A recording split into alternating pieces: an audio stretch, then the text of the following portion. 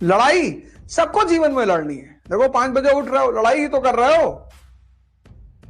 मानव का जीवन बिना युद्ध के संभव ही नहीं है।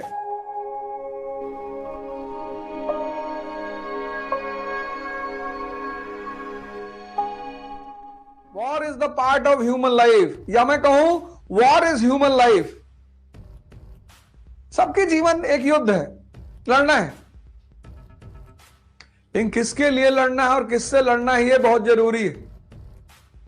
आप रिक्शे वाले से लड़ रहे हैं, ऑटो वाले से लड़ रहे हैं, आप खत्म हैं, आप कुछ नहीं कर पाएंगे जीवन में। हमारे दिल्ली के सीएम अरविंद केजरीवाल जी, वो हमेशा जो सत्ता में रहता है उसी से लड़ते हैं। कभी कांग्रेस से लड़ रहे थे, आज बीजेपी से लड़ रहे हैं। तुम लड़ते किससे हो, यह बहुत इंपॉर्टेंट है। और लड़ाई के बिना कोई जीवन ही नहीं। और जिसको संघर्ष से, युद्ध से बचना है, तभी तो रश्मिरथ कहती है कि वर्षों से वन में घूम घूम बाधा विघ्नों को चूम चूम, सधूप घाम पानी पत्थर, पांडव आए कुछ और निखर। और जो तुम स्ट्रगल से भागते हो ना, उससे भागना नहीं है।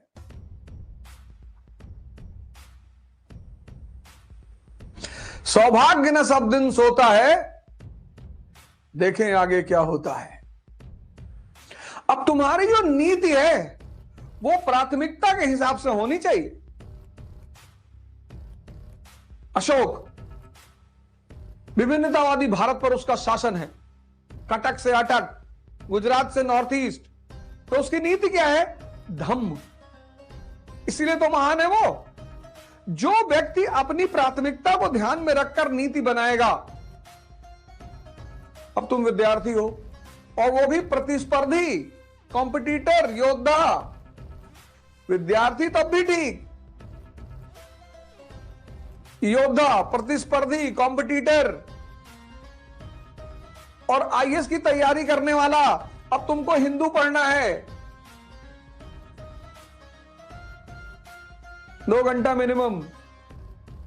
तुमको 6 घंटे की अपनी शेड्यूल की पढ़ाई करनी है, 8 घंटा, यानी पर डे ये 8 घंटा तुम्हें देना ही देना है।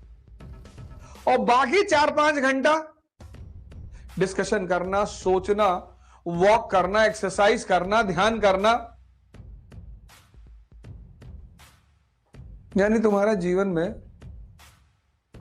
जीने का भी समय नहीं है। और एक ही साल की बात होती है, मैक्सिमम 2।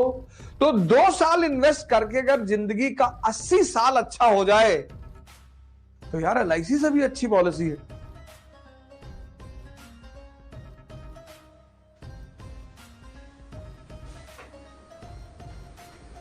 अब इस प्राथमिकता में जब 8 घंटा तुम पढ़ना है, अब तुमने प्रेम कर लिया,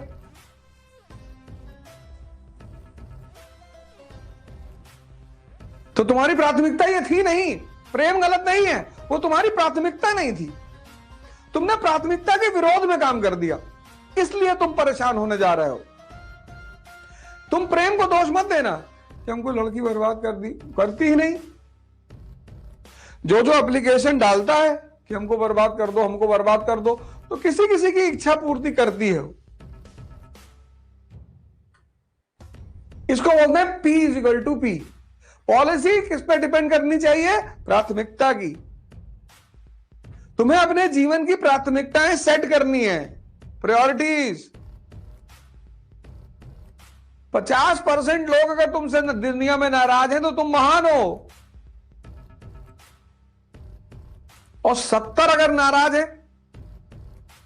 तो तुम टेक्निकल आदमी हो, और 100 अगर नाराज हैं, भगवान। तो बाहर लोग, कोई मंदिर जा रहा, मस्जिद जा रहा, प्रभु गाड़ी खरीदवा दो, प्रभु शादी करवा दो, भगवान शादी में गोरी लड़की से कराना बाबू। कंडीशनल डिमांड है हिंदुस्तानियों की। लड़का पैदा करवा दो प्रभु, बच्चा, वो भी लड़का। यहां मांगते नहीं, यहां कंडीशनल भिखारी हैं कि मांग रहे हैं वो तो ठीक, कंडीशन लगा रहे हैं। 1770 में ईस्ट इंडिया कंपनी ने 10 लाख पाउंड मांगा बैंक ऑफ इंग्लैंड से, तो ब्रिटिश क्राउन ने कहा कि बेटा हम तुमको रेगुलेट करेंगे। तो 1773 में आया रेगुलेटिंग एक्ट, जो भी तुमको पैसा देगा वो तुम पर अधिकार जमाएगा, मां बाप को छोड़कर। इसलिए अभी जब क्लास खत्म होगी तो उनका पैर छू लेना, वो तुमसे दूर रहते हैं तो उनको फोन कर लेना। ये सिर्फ 501 रुपया देके एहसान नहीं कर रहे हो, ये भी करना है। मां बाप को धन्यवाद देना है। तुमको लगता है कि उनकी गर्ज है, कोई गर्ज वर्ज नहीं है। कभी सड़क पे किसी बच्चे को नंगे घूमते हुए देखना तो अपने मां बाप को याद करना कि पाल पोसे कम से कम इतना बड़ा तो कर दिए कि अब कुछ कर लो। नहीं तो अगर छोड़ दिए होते सड़क पे तब सोच के देखो क्या होता। इसलिए मां बाप का ऋण नहीं चुकाया जा सकता। उनकी फोटो ले आके मेज पे रख लो, ऊर्जा मिलती है। जब से तुम बॉलीवुड और हॉलीवुड के एक्टर और एक्ट्रेस की फोटो लगाने लगे तभी से तो डिप्रेशन में आए। भाई भगत सिंह की फोटो देखोगे ताव में आ जाओगे, अंबेडकर की फोटो देखोगे लगेगा पढ़ना है, विवेकानंद की फोटो देखोगे लगेगा ध्यान करना है। इन लोग की फोटो लगाओ, साथ में अपने मां बाप की भी लगा लो।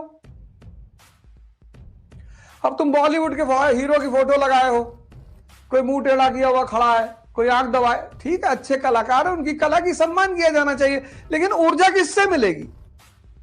जिन्होंने दुनिया में कुछ अचीव किया है। महाराज अग्रवानंद का लगा लो, पंडित श्री श्री रविशंकर का लगा लो, सदगुरु का लगा लो, आशुतोष महाराज जी का लगा लो।